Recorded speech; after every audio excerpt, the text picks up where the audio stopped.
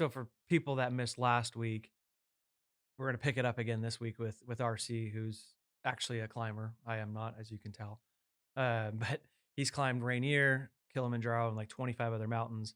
He really wanted to do last week's show because it resonated with him as a climber. And so I said, hey, man, let's rack and reload. Let's do a second show and unpack it even further. If you guys missed last week, it was talking about, we were talking about Allison Levine's TED Talk, and she summited Everest. And it was talking about the grueling nature of summiting Everest. I've never summited a mountain. RC's done plenty, so this is why he's here. But just having to go up to base camp 1 and then back down and then back to base camp 2 and then back down, and like to me that sounds exhausting. Like I don't think I even want to go to base camp 1, to be honest with you. Like I don't want to do any Everest. You've done many mountains, Yep. and so it's cool. I mean, obviously you've been part of the Every Source since day 1. Speaking of consistency and grit, I mean, Hey, we might be one of the longest running podcast shows in in the the space, for but sure. maybe even outside of it. But why did that resonate with you? Obviously, you're a climber, Yeah. but you're also in the mortgage and real estate industry, so like it hit you on both sides. Yeah. So first, like I've never climbed Everest. I thought I had wanted to early on in my Do you life. want to now, or is that I don't. I spent 4 months ago. I spent a week on Mount Rainier doing some brutal winter survival course, and it was eye opening. It rocked me hard, and that was like the first time I've wanted to do Denali for Mount Kilimanjaro, or not Mount Kilimanjaro, but Mount McKinley in Alaska been there? for 15 years since we started all this. Hmm. I don't want to do that anymore. It's very powerful to be like, I don't want that. The reason, this struck a chord with me though, is really going through that discovery process myself with something that was something I wanted so much. And what I've noticed is, really when I was young, I used to want to be the first to the mountain, first to the top. And I would always be on the guide's heels, right? And just pushing and pushing and pushing. Now, as I get older, right? And I'm like, oh no, there's more to this. It's about your pace. It's about staying safe in the environment and getting to the top. So really, like sometimes you're setting the pace, and sometimes you're supporting the team, and that's so true with what we're going through right now in the industry. And so, if you're watching this and you feel like you've been leading your team and you don't feel like you have a chance to like have a bad day or have an off day, right? The reality is when climbing or teams in the business, you're only as fast as the slowest person on your climbing team, and who you're roped to really matters. Who's your team, right? And so what I'm seeing time and time again is oftentimes, your teammates, if you're on an off day, they're coming alongside you and pulling you along, right? And so I think that's an indication of a very, very strong team. And that takes a lot of effort to create, is making sure that your teams can support each other in different environments.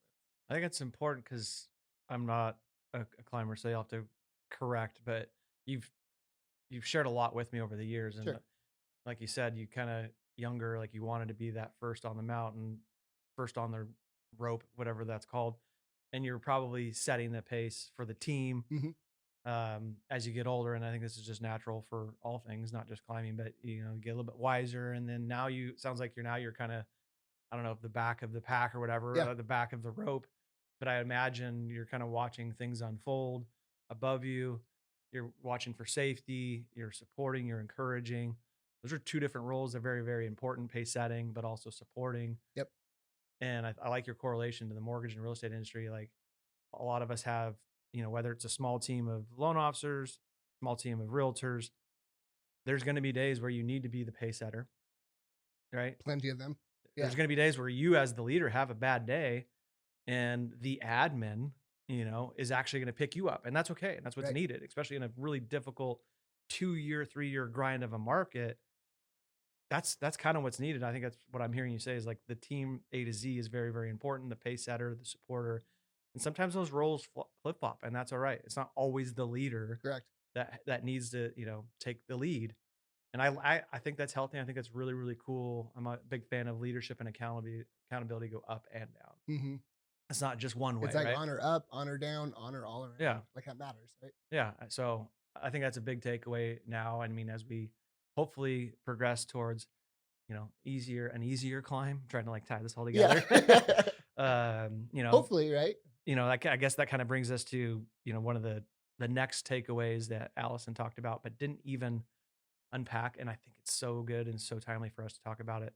Um, False summits, Mm, and I think that resonates with all realtors and all lenders right now with false summits. I know it resonates as a climber, but man, how many of us saw a certain date of this date's going to come and then rates are going to get better, and then I'm going to get back in the game, or my volume's going to pick up, and that date didn't come. sure. And then there was a second date, and then there was a third date, and then there was another year, and now it's 2024, halfway through it, and we still have yet to have a rate cut.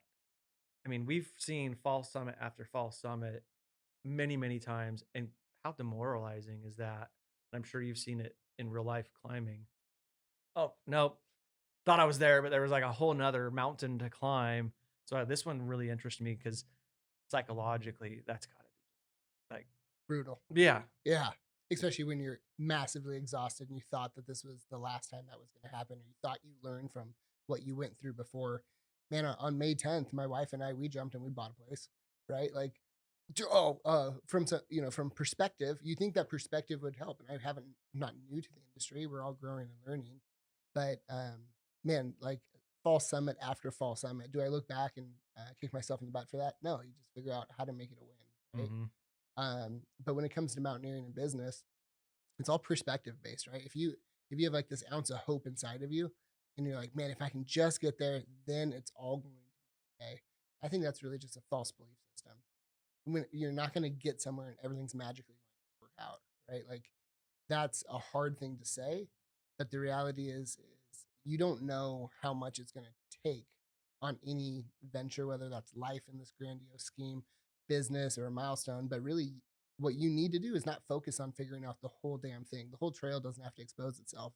When you're climbing, very rarely do you see the whole thing. You usually just see the next peak, a fall summit, the next corner of a trail. And in business, it's so similar. We need to focus on just the next couple of steps. Yeah. Put your head down. Don't get distracted. You know how much energy you spend just looking up, thinking if you can do it? You just dropped your chances of achieving it because you spent energy on something that's not even relevant, right? You need to focus on what you're doing. And frankly, one of the older climbers that taught me a lot is just focus on your gait, right? Like for that, that's technically like how you That's walk. your actual Yeah, technique of your climbing. technique of step and step. If you're going to take the inside of a trail and you're saving 3 steps that way, well, over 22 miles, that really matters, right? Or if you have 80 pounds on your back and 100 pounds in the sled behind you, every step matters. And that's really what drives home in business is just focus on the next step. It doesn't matter how much you have on your shoulders, on your back, how much is weighing you down. Keep your head in the game, focus on the next steps, and just perform the next step. Don't look up and don't get overwhelmed. That's when I you think start that's to one of the believe. biggest takeaways because I'm guessing if you're focusing on a focal point of summit or a false summit, your gait or your technique probably loses efficiency, Yeah, right? I've seen that test before where people actually were looking up and they think they're walking a straight line and they're actually a walking couple left of degrees the line off. or Yep. right, and because they're not focusing on their technique. For climbers, that's uber apparent, but I think that is 100% true. I mean, we've done this 15, 20 years, interviewed top performers east to west coast, and they all say the same thing. Like they wake up, they focus on their gait, their technique, which is their calls, whatever their business strategy, whatever plan they've laid out, that is what they're staring at. They are not staring at a false summit. They're not waking up going, I want to do 100 million this year. They're going, how am I going to get to 100 million this year? Yep. I think it's a direct correlation. Like focus on the next step in front of you. I mean, she talked a little bit about that when she summited. That was so grueling to me of five breaths between each step. The real thing. I am not a patient person, so that immediately just like triggers me like, no, dude, we're running somewhere or I'm jogging or I'm going to, efficiently get there. But she's so high that she's got to focus on her gait or Yep. her breath to take just one step, 5 breaths. And she did it. And it was a really long time to me. Mhm. I'm like, this TED Talk's getting long because it's 5 breaths. Can we but hurry up? but like, and if you really think about this, slow is fast, right? As long as you're not stopping. And so I've climbed so many people. They look jacked and strong and super cool. No, not knocking anyone that's lean. But the reality is, many people who are new or first time dealing with a fall summit, they rush and they outperform. They just give it their all just to get to that fall summit. but they don't have anything left in the tank after that because they think that's the only adversity they're going to hit in the future. They don't realize they have to keep a little bit in the tank, you know? Yeah. And so you do this thing where you're like, oh, really, really, really fast. And then you're like, and then really, really, really fast and break. Meanwhile, I've been climbing one step at a time, and I will certainly pace you and be at the top faster than you because slow is Yeah. fast. Well, that's another good point too. I know how I am. If I were going to climb and I saw a summit, I would do the math in my head and I have this much energy There you go. and I'm going to conserve it so that I can summit. Well, that's going to be really dangerous for me because when I get there and it's not the summit, and I'm sure realtors and lenders feel this way, they probably conserved energy and hope for a certain date. Or money. Yeah, or money too. And then that date came, or for me, like in the analogy, the summit came, and I'm out of energy. And You're that's a spent. real hopeless pace to be because it's like, oh, I did the math, I saved, I saved my energy, I was ready to go, and then it's not there, and you may not have anything left in the gas tank Very dangerous or place to be. financially in the gas tank because you didn't, calculate right. So I think it's a huge takeaway again with fall summits of the danger of just thinking that things are going to change on this certain date or you're going to summon on at this certain time, and it's not necessarily the right date, and maybe it's a whole nother year out. Right. Sometimes, honestly, on the mountain, you might rush to base camp because there's only so many spots for camps, right? And so you're trying to beat your competition on the trail. Literally, less breaks to get there, so you have an easier time building your base camp, less energy, higher chance of getting to the summit. Well, what's really weird about it is once you wake up and you go for your summit push, everyone that was once a competitor is now on the upper mountain by themselves. And there are many people that have exhausted everything they have. And your competition is now your collaborative lifeline. Hmm. And that happens in this industry too. It doesn't matter if it's on the realtor and lender side, right? It doesn't matter if it's realtor to realtor, lender to lender. The reality is networking outside of your team and being each other's lifeline. Like it's okay to reach out to a competitor loan officer and give them some words of like wisdom and affirmation and Yeah. hope and be kind to them and be like an advocate for them. It's not just about your team because you're literally going to be in a much, much more dangerous area if you think that it's just about your climbing crew. Not. Yeah, I mean, one of the strategies we have worked on our team and several of our teams to help kind of navigate around this false summit approach or danger trap or whatever you want to call it, Pitfall. Yeah. pitfall is just focusing real heavily on, it's a book called 12-Week Year. If you guys haven't read it, strongly recommend it. It's not just a book, but it's also a strategy where you take an entire year and you break it down to 12 weeks. And again, back to your point about just focusing on your gait and technique, all you're doing is focusing on the next 12 weeks that are in front of you, not the entire year. Correct. I love it. I love the book. I love the strategy that keeps our head down, focused on what matters. And really now we could honestly like do like a 1 week year because it seems like every day is a A week one now. week, It's like just well, I got to survive the day. 52 weeks. Let's go put in Yeah. the work. So you could even do like a 1 week year, and it sounds so crazy, but when things are so stressful and so difficult, just make it through the day. Yeah. Just make it through the week. Mhm. Reset. Okay, another day, another week. You look up and you're like, all right, my first quarter, my first 12 weeks is done. Let's reassess. And I love that part about 12-week year too. Let's reassess now what's really important. Correct. You know what I mean? The goals from 12 weeks ago may not be the goals this quarter. Start, stop, and repeat. Yeah, yeah. What do we want to continue? What do we want to stop? What do we want to remove? So 12-week year, guys, is a huge strategy to help you navigate around false summits and just a tough market. So kind of wrapping up, when you look at climbing and surviving this market, which is really, really difficult, and still here we are, 2024, ongoing in survival mode. What do you think the biggest attributes are for both surviving a market Okay. like this and summiting? And are they correlated? Right. I mean, I do think they are correlated. I imagine kind of the two words that come to mind are resiliency, right? Or even redundancy would be more accurate in my mind, maybe with climbing, and grit, right? So when it comes to redundancy on a mountain, you're only as safe in these extreme environments as your systems, your rope systems, your anchor systems are. So if something fails, the redundant system can still be reliable. And that's happening right now as our teams are shrinking, right? There's margin compression, if you will, or just in general, less roles. People are being moved around. There's hybrid roles happening You're having to do in more with industry. fewer people. 100%, Yeah. right? And so the reality is like, are your teams able to do these different hats? Like if you're handing the hat off, Are we documenting the processes if someone loses their job? Do we know how to put the next person in? Is this person going to be like, is everything documented? So if someone wants to take PTO, you're not missing a beat. You're Talking not about, out for a week or yeah, down for a week or two because somebody's yeah. on PTO. And the reality is if you're out in the wilderness and your systems break, you die. Like you're just only as strong as your weakest link. It's another very simple concept. And so when it comes back to business here too, it's the reality is we really have to have redundancy on our team. Make sure everybody's cross trained so that as a team, if someone says, "Hey, I do need some time off. This is really hard, and I do need a break to reset me, to center me, to get my family and energy back on pace." Cool.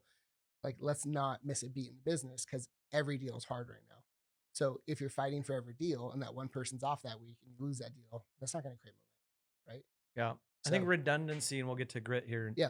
secondarily, but redundancies in systems, Mm, there's a lot of systems, whether you're a realtor, lender, any business that, you know, there's strategies and there's systems that you deploy so that you can, get business and win, right? succeed. Yep. So I also look that as redundancy in your day because I see that is the biggest gap between the haves and the have nots is the have nots will try a thing once, twice, maybe three times and then quit.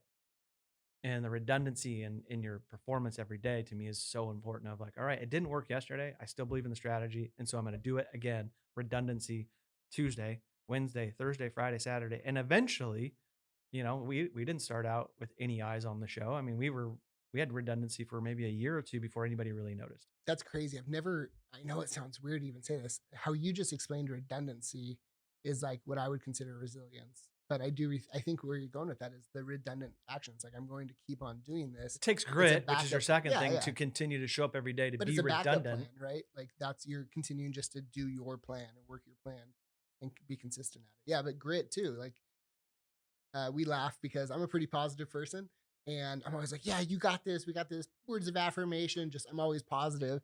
And when we've traveled and spoken on the road, you've always given me a hard time about that. Like, hey, yeah, man, but like, hey, when the going gets tough, like positivity only gets you so far, right? And on the mountain, I would agree with you. A lot of people like a coach, and no knocking coaches or anybody positive in your life, but someone to be like, just get to that top of that fall summit, and then we can adjust from there, right? And you might have some positive affirmations. I can do this. I'm capable. It's not that far, right? But there's a real turn when shit gets tough. Excuse my language, but like those mind monsters are there, right? Am I capable? What the hell am I doing? Do I have what it takes? Why am I doing this? Can I sustain this? Yeah. And fear starts to trigger, right? Like that's a real part of today's environment, right? Like there's so positivity. I don't know, positivity can definitely get you a long ways, but Well, grit's gonna push past that. Like who are you, what you're made of, and like are you gonna be stoppable? Like if you are unstoppable, that can get you in some dangerous places. But I don't know, like positivity will definitely get you in a lot of places, but grit can take you further. the coaching thing is funny because I obviously believe in coaching. Sure. But a lot of realtors and lenders can totally relate to this. They're like, I don't need a nice saying right now. It's been 2.5 years. I've been getting my ass kicked. Right. Don't give me this sweet, nice little saying because I'm going to choke you. I know you guys know exactly what I'm talking about. I'm going to freaking choke you. Don't just give me this, you know, You're just tired of encouraging hearing. in a Yeah. box type statement. And you and I joked about, grit. You had, a, and again, this is RC. I love them. Like we need positive people, and I'm a positive person too. But I'm also like sometimes just slap me in the face and say, get back to work. But grit was growth, resiliency, integrity, and tenacity. And we were kind of debating in the green room. I'm like, that's cool. It's encouragement in a box, RC.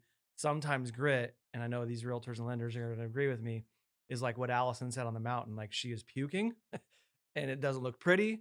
And I don't need anything in the box that like says happy things. I just got to puke and rally and take my next step. And I think that's what it is in real estate and mortgage right now. Like it's literally like puke and rally. Let's go. It's not going to be pretty. I'm just going to show up tomorrow. Yeah. I'm going to show up the next day and I'm going to outlast the other people to the left and the right of me because I'm not quitting. To me, That's it. that's dirty grit. Like that's what's needed right now to me. Savage, right? Yeah. I've got second-degree burns on climbs, and just you've seen my face. Yeah. I mean, I was crying. It was painful stuff. I've, you know, put years and years, multiple climbs. Like wanted to climb Rainier. It took me 5 times to get to the freaking top of it. A year worth of training each time. And then when you come down and you failed your goal, when you're coming down the trail, people are like, "Hey, to make it to the top because they're setting their expectations of how hard or what they can achieve based off of who's coming down. I said, nah, it's really, really, really defeating. But when you've got kicked enough times, like you said, what'd you say, throw up and rally or something like that? Like, If you can you rally, can it's an old rally. Yeah, like college that's, statement. yeah. Yeah, if you can rally. Like at a certain point, you just have to know that you are what it takes. And really, if you run out of any amount of energy or you are doubting yourself, I think you got to come back and realize, like, reset your mind and be like, why am I doing this? Reality is she wasn't doing the climb for her, right? The second time that she made it to the top of Everest is because she had a friend who passed. Well, that's a really, really, really strong motivation deep down when stuff gets so hard that you're saying, like, in honor of someone, I'm going to, despite all of this. She also had a chip on her shoulder. She And had a big chip on her big chip, shoulders. That's because, what I took yeah. away. She's And we like, took away two different things there because I was like, oh, yeah, I think I would give more not to prove someone wrong, but in honor of, I would give more. But you got to figure out how you're motivated, if right? for people that missed the TED talk, the first time she tried to summit Everest, she got really, really close. Weather came in and she wasn't able to summit. And so for years, people would be like, oh, so you really didn't summit Everest? And it just Ate at her. ate at her Yeah, and pissed her off. And if she was here, I would, yes, she had a deeper why her friend passed and she wanted to do it for her friend. I kind of think like the fuel in the tank was proving all those haters wrong absolutely. that, oh, you didn't really summit Everest. And she went back and, proved them wrong. Yeah, So to me, I could relate with that. I get that. and that's to me, that's where you were like, you have self doubt and can I do this anymore? I've heard that so much. I've heard this from top producers in the industry. I'm not sure I can do this anymore. To me, that's where grit comes in. It's easy Mm, to have grit day 1, day 2, day 3 when you have confidence. Grit is when you're doubting yourself. You're probably at the top of the mountain. You're not sure I can take another step. yep. That's true grit. When all hope, all self confidence is gone, I'm still gonna wake up. I'm still gonna show up to work and show up for my team and do it. And I told you this a while back in the green room. Like the luck, I would if Simon Sinek isn't watching, but maybe somebody will forward it to him. And I would be happy to have this debate. I don't think we have the luxury of talking about these. Sorry, Simon, I'm not trying to I love the book You do, and your yeah. statement, like start with why. And like, we don't have the luxury to get real creative with our why right now. What's your why? And then the circle, it's like, my why is that I got to show up and like put food on my table tomorrow for my team, for my kids. My kids. My why is that. And that's okay. Like, we don't have to get this, super creative why. The why can just be, I want to breathe. I want to continue to eat and I want to continue to have a career. And that's okay, guys. That why can't, it's probably the most true why we Powerful. could have, right? So I don't know why I bring that up, mainly because I think sometimes grit's dirty It is. and sometimes why is just as simple as I got to survive. I need my next breath. And that's okay. And that's what'll get you through one of the most difficult times that we're facing right now is just dirt, in my opinion, dirty grit, Dirty grit. right? And just showing up every day and a why that is the most truest why that isn't the fluffiest why. It's just I want to survive. So Yeah. to me, those were some of the biggest Your takeaways. survival instincts, Hmm. right? At that point, you start really simplifying what do I have to do to get Yeah. it's not some huge strategy. It's very, very gritty and guerrilla. As a marketer, I think there's a strategy there for just being very down to earth. But at the end of the day, like, people, I guess as we wrap this up, people are counting on you. Your family's counting on you. You know, tap into that dirty grit. Get down. Know why you're doing it. Don't make it overcomplicated. But if you need to, like, liquidate the 401k, like, let's talk, right? Like, we've heard some people that have been really suffering right now, and maybe she's like, honestly, savings are depleted, HELOCs are ran up, and like backs against the wall. I love not Lil Wayne, it's Big Sean. Big Sean has a quote. He says, well, when my back's up against the wall, that's how I measure how tall, right? Hmm. And so it's like, hey, when your back's up against the wall, that's when you grow, Yeah. right? And so that dirty grit is going to be what's going to take us from where we are to where we have to be right now. Yeah. And I think that's okay. Like, just telling your team, yeah, guys, we're going to do whatever it takes to survive and it may not be pretty. And the leader doesn't always have to be the most positive. Guys, I was on a call yesterday with Daniel Harkavy and Greg Harkavy, Mm, amazing leaders, with other amazing leaders in the industry. And he made a statement that is 100% true. I'm not debating it, but like, hey, he said basically, hey, leaders, if you don't have vision 2030, mm-hmm. you're going to perish. Your team's going to perish. Your company's going to perish. And I think that's true. Being vulnerable, I wanted to raise my hand and go, bro, dude, I'm just trying to make it to 330 today. Not 2030. Like, bro, I just 330 today, and that was like the most genuine statement. I I'm not know trying you to guys laugh. can Yeah. No, I know it's funny because Yeah, like that's a funny statement, but yeah, it's it's a funny little that bit of a it's joke, but it's true. also you guys watching know what I'm talking about. Like I can't think of 2030. I just want to get through today. I just want to put food at my table for tomorrow. Yeah, And then we'll talk about 2030 maybe next year. I don't know. So I think that's one of the big there's a lot of takeaways from your sure, talk and Allison's, but that's also a good one. Like it doesn't have to be pretty. You just have to keep showing up.